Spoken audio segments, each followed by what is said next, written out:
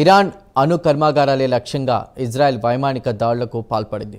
దాడులు చేయొద్దని America వారించినా Israel దాన్ని పెడచెవిన పెట్టి మరి ఈ దాడులకు పాల్పడింది. అయితే ఇందులో తమ ప్రమేయం లేదని అమెరికా ప్రకటించింది. ఈ దాడులకు ఇరాన్ ప్రతిస్పందించే అవకాశం ఉండడంతో దేశవ్యాప్తంగా ఇజ్రాయెల్ అత్యవసర పరిస్థితి ప్రకటించింది.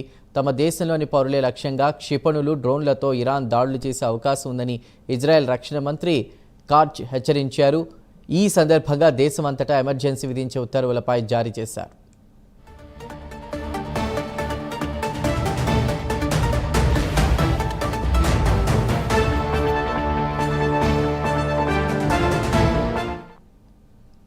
ఈ దాడులను ఐడిఎఫ్ దళాలు ఎక్స్ వేదికగా తెలిపాయి. ఇరాన్పై తొలి దశ సైనిక చర్య ముగిసిందని తెలిపింది.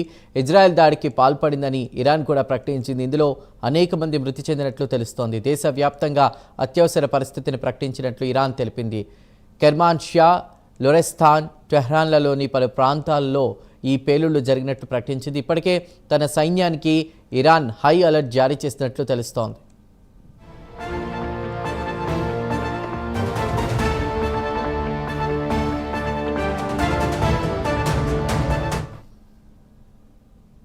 ఇజ్రాయెల్ భీకర దాడుల్లో Iran paramilitary revolutionary guard chief సహా పలువురు కీలక వ్యక్తులు మరణించినట్లు తెలుస్తోంది.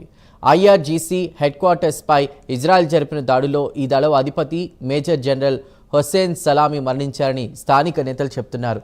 రెవల్యూషనరీ గార్డ్లోని ఇతర టాప్ అధికారులు, 2 అణు శాస్త్రవేత్తలు కూడా మరణించినట్లు తెలుస్తోంది.